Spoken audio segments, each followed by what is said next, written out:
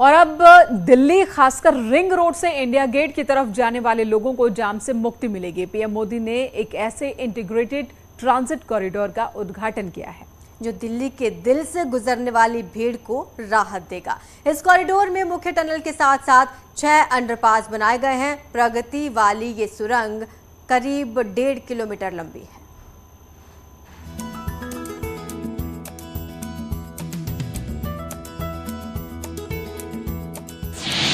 दिल्ली के प्रगति मैदान के नीचे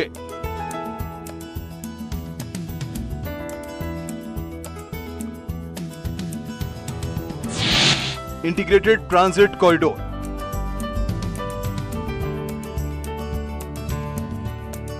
प्रगति मैदान के नीचे से गुजरने वाली इसी टनल का पीएम मोदी ने उद्घाटन किया और दिल्ली वालों को बहुत बड़ी सौगात दे दी। ये टनल उस जगह से गुजरती है जहां पर घंटों तक ट्रैफिक जाम रहता था, जिसके ऊपर से ट्रेनें गुजरती हैं। हर रोज लाखों गाड़ियां गुजरती हैं और ये जो टनल बनी है उसके ऊपर तो 7 रेलवे लाइंस गुजर रही है।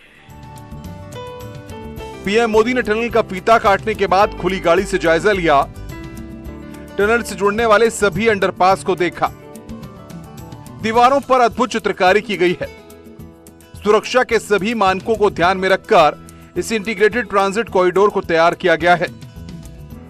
उद्घाटन के बाद अपने संबोधन में पीएम मोदी ने कहा कि इस टनल को बनाना आसान नहीं था। इन सारी मुश्किलों के बीच कोरोना धमका, उसने एक नई परिस्थितियां पैदा की और हमारे देश में ऐसे कुछ भी काम करो तो जुडिशरी के दरवाजे खटखटाने वाले लोगों की भी कमी नहीं है। हर चीज में अड़ंगे डालने वाले होते ही है। अनेक मुसीबतें पैदा होती हैं देश को आगे ले जाने में। इस प्रोजेक्ट को भी वैसी कठिनाइयों से गुजरना पड़ा। किसी भी राज्य में जब कोई बड़ा प्रोजेक्ट बनता है तो राज्य और केंद्र सरकार मिलकर उसे तैयार करती है, लेकिन केंद्रीय मंत्री पीयूष गोयल के मुताबिक इस प्रोजेक्ट को सिर्फ केंद्र सरकार की मदद से तैयार किया गया है। दिल्ली की केजरीवाल सरकार ने मदद देने से मना कर दिया था। केजरीवाल सरकार के सहयोग के बिना ही इस टनल को बनाया गया। लेकिन ये नया भारत है, समस्याओं का समाधान भी करता है, नए संकल्प भी लेता है और उन संकल्पों को सिद्ध करने के लिए अहरनिश प्रयास करता है। सुरंग की लंबाई 1.6 किलोमीटर है। इसमें 6 अंडरपास मिलते हैं।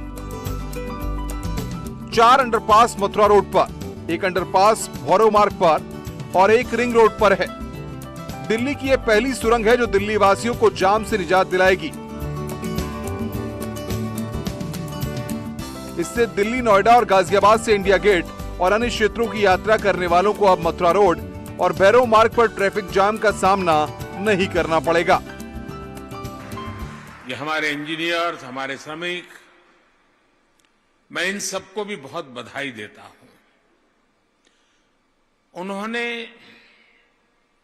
जिस जीवटता के साथ, परिश्रम के साथ और बहुत ही कोऑर्डिनेटेड एफर्ट्स के रूप में और एक प्रोजेक्ट मैनेजमेंट के उत्तम उदाहरण को प्रस्तुत करते हुए इस प्रोजेक्ट को पूरा किया है।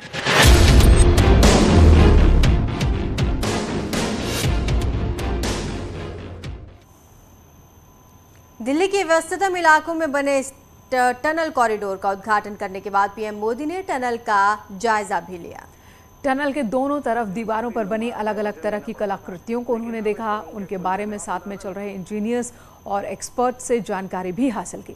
टनल के अंदर दीवारों पर बनी इन कलाकृतियों ने पीएम मोदी को इस कदर प्रभावित किया कि उन्होंने अधिकारियों को एक अनूठा सुझाव दिया और वाकई पीएम मोदी का ये सुझाव भारतीय संस्कृतियों और कलाकृतियों को जन जन तक पहुंचाने के लिए बेहद कारगर साबित हो सकता है। पीएम ने क्या कहा वो भी सुनिए।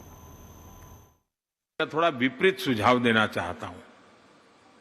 मैं नहीं जानता हूं एक्सपर्ट लोग मेरे इस सुझाव को कैसा लेंगे।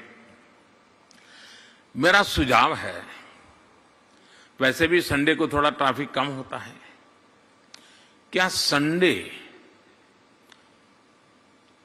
4-6 घंटे जो टनल जिस काम के लिए बनी है उसके बजाय उल्टा काम करने के लिए मैं सुझाव दे रहा हूं।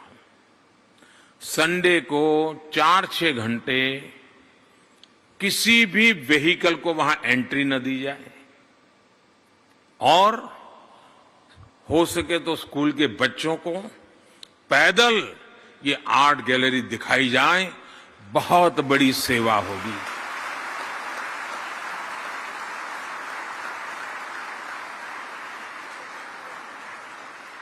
और मैं तो कहूंगा विदेश मंत्रालय को कि सबसे पहले यहां जो एम्बेसडर्स हैं, उनके मिशन हैं, सारे मिशन के लोगों को ले जाइए और उस टनल में पदयात्रा कराइए। वहां जाते ही पता चला, हाँ ये गांधी जी आए, पता चलेगा हाँ ये कुछ भगवान कृष्ण से जुड़ी हुई कोई चीज है। यहां देखते ही पता, हाँ ये असम के नृत्य दिख रहे हैं। इसके साथ साथ अच्छी टेक्नोलॉजिकली ऑटो पायलट ईयरफोन के द्वारा गाइड की व्यवस्था भी हो सकती है। और कभी कभार तो भले कम क्यों न, 10 पैसा क्यों न, लेकिन टिकट करके लोगों को भेजेंगे तो उसको फालतू लोगों का जाना आना भी बंद हो जाएगा और सही तरीके से उपयोग होगा, उसका काउंटिंग भी होगा।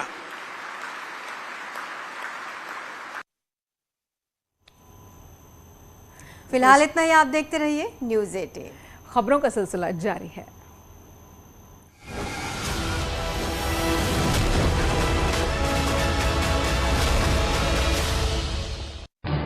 इस न्यूज हेडलाइन